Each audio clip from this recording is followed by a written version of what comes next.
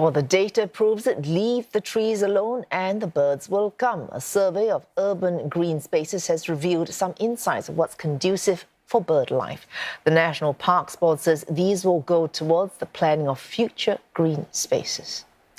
The data shows birds prefer vegetation that's more natural, as well as spaces with water bodies. More variety of birds can also be found in green spaces that are of regular shapes and have fewer edges. These have fewer predators and more resources for nesting. More than 1,000 so-called citizen scientists joined NParks in gathering data from 64 green sites. They spotted 70,000 plus birds across more than 180 species over the course of this 5-year survey. And we're joined now by two officials at NParks National Biodiversity Centre. Ryan Lee is a group director, while Lo Bing-wen is a senior manager.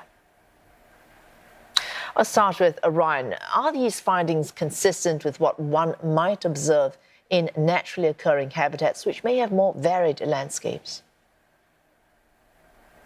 Yes, they are consistent. In fact, when we have more varied landscape, it will support a more diverse variety of fauna species. So the study dovetails this general knowledge. So Ryan, tell us about the species that were spotted. What were the most common ones? And were there any surprising discoveries at all? Bing-wen will be share a bit more because he was directly involved in the study. Yep. So for the study itself, we were mainly interested in the bird communities at individual parks. But having said that, we did publish a free ebook available on our NParks website summarizing the results of the garden bird watch during that period. So the book contains all the information, like what were the most common species, as well as some of the more unusual observations we or the scientists saw during the surveys. All right, Ryan, or perhaps Bing-wen, you can continue to take this question as well. Did you see correlations with land area and the density of trees as well as other vegetation?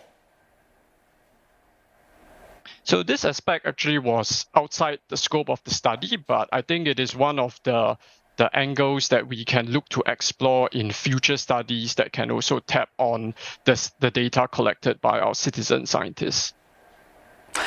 Ryan, it seems that it might be, a challenge to actually conform these standards and specifications when planning for green spaces. Is it difficult? And put into context, what sort of problems need to be solved for an island like Singapore with such a limited area? Okay. Now, as a small city-state, our development needs, including our needs for parks and recreational spaces, will have to be balanced carefully with nature conservation. But that said, despite our land use challenges, we are one of the greenest cities in the world, and we are also home to a rich diversity of flora and fauna. In fact, we have over 2,100 recorded species of plants, 80 species of mammals, and 400 species of birds. And there are always more species being discovered or rediscovered every year. So what we have been doing in NParks is that we have been intensifying nature in our existing gardens and parks. And we do so by retaining and restoring natural habitats, naturalizing waterways and our water bodies.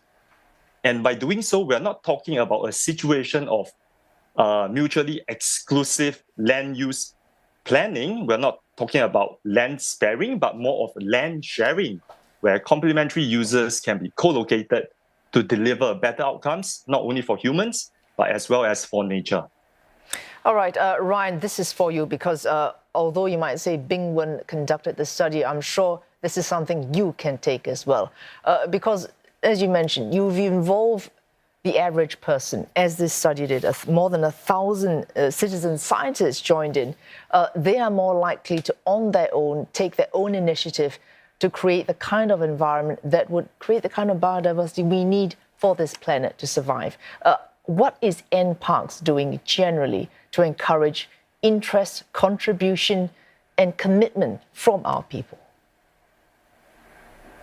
Final question. We have a series of outreach programs where we do hope to reach out to the wider community.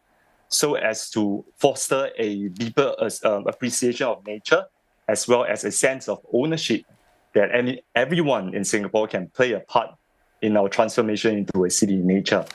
And anchoring these outreach activities is our Community in Nature program, whereby we use nature as a classroom to interest people, to draw them out from the urban environment and immerse themselves in the natural setting offered by our gardens and parks.